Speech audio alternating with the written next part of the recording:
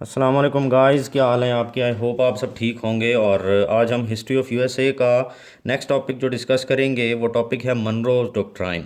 मनरोज doctrine आपको idea होगा कि कितना इम्पोर्टेंट है कि अगर आप सोशल मीडिया या यूट्यूब वगैरह पे चेक करते रहते हैं कि सीएसएस के इंटरव्यूज़ के अंदर मनो डॉक्ट्राइन के ऊपर मतलब ऑलमोस्ट हर इंटरव्यू के अंदर सवाल किया जा रहा होता है कि व्हाट इज़ मनरो डॉक्ट्राइन।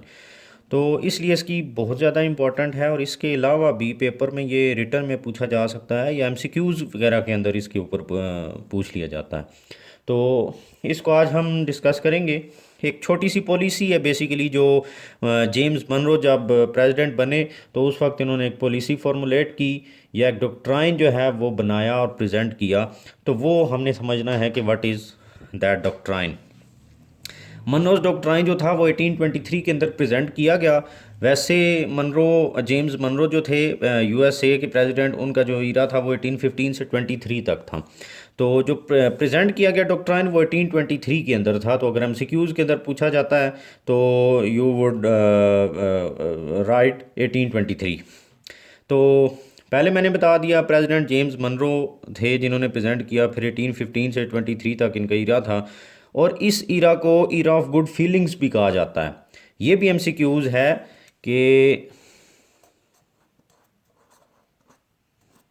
अगर आपसे पूछ लिया जाए कि ईरा ऑफ गुड फीलिंग्स किसके ईरा को कहा जाता है तो यू मस्ट नो कि ईरा ऑफ गुड फीलिंग्स जो है वो मनरो का, जो जेम्स मनरो का जो टाइम था, प्रेसिडेंसी थी, उस टाइम को ईरा ऑफ गुड फीलिंग्स कहा जाता है। अब जो समझने वाली बात है कि why this doctrine was presented, ये डॉक्ट्राइन क्यों दिया गया। बेसिकली मनरो डॉक्ट्राइन जो था एक तरह की आइसोलेशन की पॉलिसी भी थी। आइसोलेशन की पॉलिसी या आइसोलेशनिस्ट पॉलिसी जो थी, आप इसको अगर समझ लें तो आइसोलेशन का क्या मतलब है, अलग थलग, अलग हो जाना। तो ये पॉलिसी या ये डॉक्ट्राइन प्रेजेंट क्यों किया गया, what was the need of this doctrine. तो पहली जो बात आपने समझनी है वो ये है कि to establish American influence in the whole America. कि अब आप देखें कि ये कनाडा है, उसके नीचे अमेरिका है और उसके नीचे तीसरा लैटिन अमेरिका है। तो बेसिकली जब 1776 में अमेरिका आज़ाद हुआ तो उसके बाद 1823 काफ़ी टाइम गुजर चुका है। तो एक सोवरन स्टेट बन चुकी थी अमेरिका। और फिर टाइम के साथ साथ इसका जो पावर थी वो बढ़ती जा रही थी, क्योंकि इसके मुकाबले में इधर और कोई भी नहीं था। और जो बाकी एरियाज़ थे वो कॉलोनाइजेशन हुई हुई थी, तो ये डेवलप हो रहा था। तो अब क्या हुआ, अमेरिका जो था बेसिकली इसके बहुत सारी वजूहात हैं पीछे ये डॉक्ट्राइन देने के। उनमें से हम ये देखते हैं, एक तो ये कि ये अपना इन्फ्लुएंस इधर और इधर बढ़ाना चाह रहे थे कि हमारा इन्फ्लुएंस जो है वो डेवलप हो जाए, इस्टेब्लिश हो, और ज़्यादा से ज़्यादा हम यहाँ पर हमारा असलो वसूल हो। Number one. Number two, two not let Europeans colonize American continent any more. कि अब अमेरिका ने ये डॉक्ट्राइन इसलिए प्रेजेंट किया कि जो यूरोपियन पावर्स थी, इनकी जो इंटरवेंशन है बेसिकली इस एरिया के अंदर वो ख़त्म की जाए किसी तरीके से। कि ये, क्योंकि ये तो सॉवरन स्टेट बन चुकी थी, लेकिन मैंने आपको बताया था कि कनाडा जो थी ये फिर भी ब्रिटेन की कॉलोनी थी। तो इसने कहा कि अब जो यूरोपियन पावर्स हैं वो फर्दर अमेरिकस जो है इसकी कोई कॉलोनाइजेशन अब नहीं करेंगी।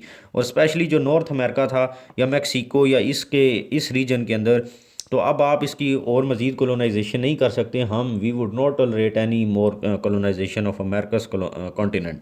तो एक तो ये चीज़, पहला अपना इन्फ्लुएंस बढ़ाना। दूसरा ये कि यूरोपियंस को रिफ्रेन कराना कि you are not suppose to colonize Americas any मोर।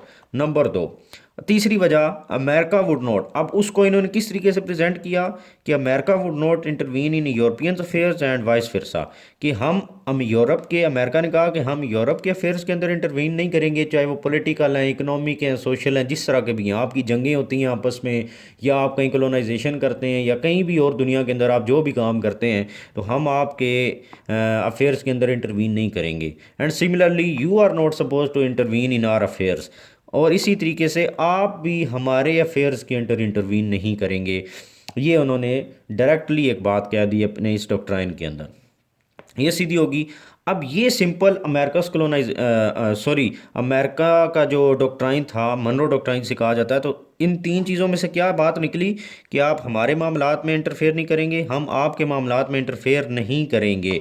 और क्या होगा कि आप कोई मज़ीद कॉलोनाइजेशन नहीं करेंगे किसकी, अमेरिकस के अंदर। सिंपल ये था अमेरिकस मनरो डॉक्ट्राइन।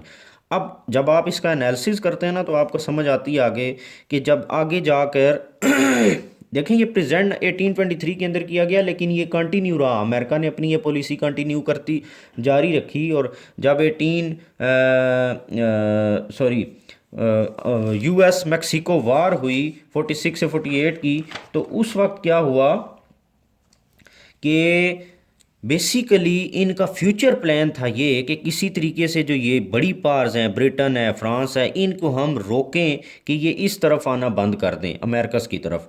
क्योंकि इनका फर्दर प्लान ये था कि हम अमेरिका को एक्सपेंड करेंगे। बेसिकली तो इन्होंने भी वो चीज़ छोड़ी तो नहीं थी ना कि वो कॉलोनाइजेशन कर रहे थे, और ये बेसिकली इनके सामने मैक्सिको था जो कि एक वीक पावर थी, एक वीक कंट्री था। तो इसको ये बेसिकली अनेक्स करने जा रहे थे, इसके बहुत सारे एरियाज़। मैं आने वाले टाइम के अंदर आपको बताऊंगा कि किस तरीके से इन्होंने टेक्सास की अनेक्सेशन की, फिर इसी तरीके से गॉडसन परचेज़ हुआ और हवाई अनेक्सेशन हुई। ये बहुत सारे एरियाज़ इन्होंने कहाँ से अनेक्स किए, मैक्सिको से। तो ये चाह रहे थे कि आने वाले वक्त के अंदर जब अमेरिका मैक्सिको के ऊपर अटैक करे और इसके एरियाज़ को अनेक्स करे तो यूरोपियन पावर्स उसके अंदर इंटरवीन ना करें। तो ये एक बहुत बड़ी वजह थी। तो actually America wanted to annex Mexico's areas using power और forcefully.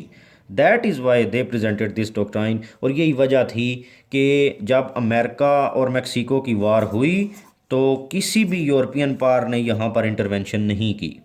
ठीक है।